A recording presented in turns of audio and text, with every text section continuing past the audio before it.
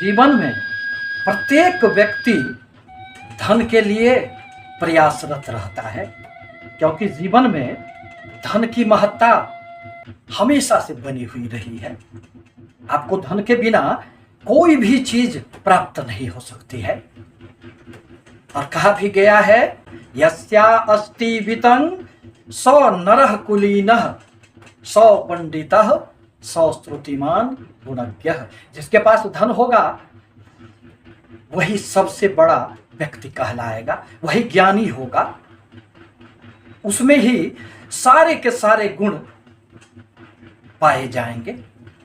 अब जन्म कुंडली के आधार पर यह स्पष्ट रूप से देखा जा सकता है कि आपके जीवन में धन आएंगे अथवा उसकी क्या मात्राएं होगी। धन आने के साथ ही साथ बचत करना भी प्रत्येक व्यक्ति के लिए आवश्यक होता है, परंतु कभी कभी परिस्थितियां, नवग्रहों के गोचरीय प्रभाव, हमारी दशा अंतरदशा इस प्रकार की बन जाती है कि हम चाहकर भी धन को संचित नहीं कर पाते हैं। नमस्कार, मैं प्रोफेसर सतीश चंद्र झा अपने चैनल में आपका पुनः स्वागत करते हैं। इसी संदर्भ में आज मैं कुंडली की कुछ विशेष बातों को लेकर आपके समक्ष उपस्थित हुए हैं। कुंडली में धन योग के बारे में अति विस्तृत चर्चाएं की गई है, परंतु मोटे तौर पर कुंडली का जो द्वितीय भाव होता है उसे ही धन भाव माना गया है। द्वितीय की स्थिति, दूसरे भाव की स्वामी की अच्छी स्थिति, यह आपके अचल संपत्ति एवं पैतृक संपत्ति की स्थितियों को दर्शाता है। कुंडली का चौथा भाव आपके सुख का होता है। आप अपने धन से आप अपने जीवन में कितना सुख भोग कर पाएंगे, यह चतुर्थ स्थान से ज्ञात की जाती है। कुंडली का पंचम भाव हमारी उत्पादकता एवं आकस्मिक धन लाभ का संकेत करता है, अतः इस भाव को भी मजबूत होना आवश्यक होता है।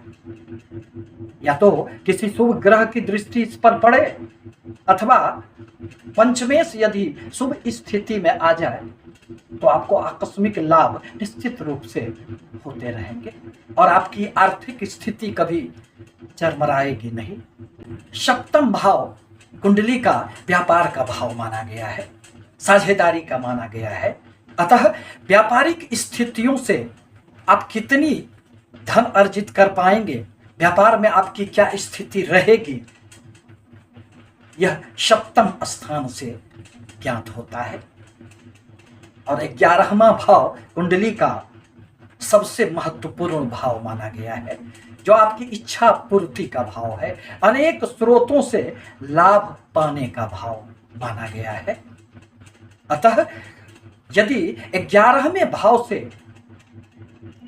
क्रूर ग्रहों का संबंध बन जाए, उनकी अच्छी स्थिति हुई तो आप जीवन में खूब लाभ अर्जित कर लेंगे। परंतु यदि आपके दूसरे भाव बहुत अच्छी स्थिति में है, सक्रिय है, जागृत अवस्था में है, परंतु 11वें भाव आपका समर्थन नहीं कर रहा है, तो ऐसी परिस्थिति में धन तो आपके पास होंगे, परंतु लाभ की जो संभावनाएं हैं वह कमजोर पड़ जाएगी। तो आप अपने संचित धन से कितने दिनों तक अपने जीवन को आगे बढ़ा पाएंगे। अतः दूसरे एवं 11वें भाव की अच्छी स्थिति ही व्यक्तियों को धनवान बना देती है।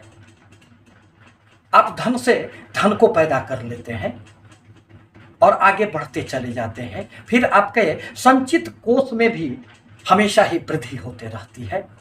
अब यदि किसी कुंडली में 11वें एवं 12वें भाव का संबंध बन जाए तो ऐसी परिस्थिति में व्यक्ति निवेश के द्वारा खूब धन अर्जित कर लेता है। तीसरे सूत्र के रूप में कहा जा सकता है कि यदि पंचम भाव मजबूत स्थिति में हुए तो व्यक्ति लॉटरी, सट्टे, शेयर इत्यादि से खूब धन अर्जित कर लेते हैं। संतानों से भी उसे निश्चित रूप से धन प्राप्ति होती है और अपनी बुद्धि विवेक से वह जीवन में खूब सफलताओं को अर्जित कर लेता है। एक अन्य सूत्र में कहा गया है, यदि कुंडली में छठे भाव का संबंध 11वें भाव से बन जाए तो ऐसी परिस्थिति में व्यक्ति ऋण लेकर भी खूब सफलता अर्जित कर लेता है, खूब धन कमा लेता है। इसके साथ ही साथ कुंडली में दशा अंतरदशा का भी अत्यंत महत्वपूर्ण स्थान है। आपके किस ग्रहों की दशा चल रही है, क्या शुक्र ग्रह की दशा चल रही है, क्योंकि धन संपत्ति ऐश्वर्य के तो वही मालिक हैं। चंद्रमा आपकी अच्छी स्थिति में है। आपसे निवेदन है कि हमारे चैनल को लाइक करें, सब्सक्राइब करें, ताकि मैं अपने विचारों से आपको सतत अवगत कराता रहूं। धन्यवाद।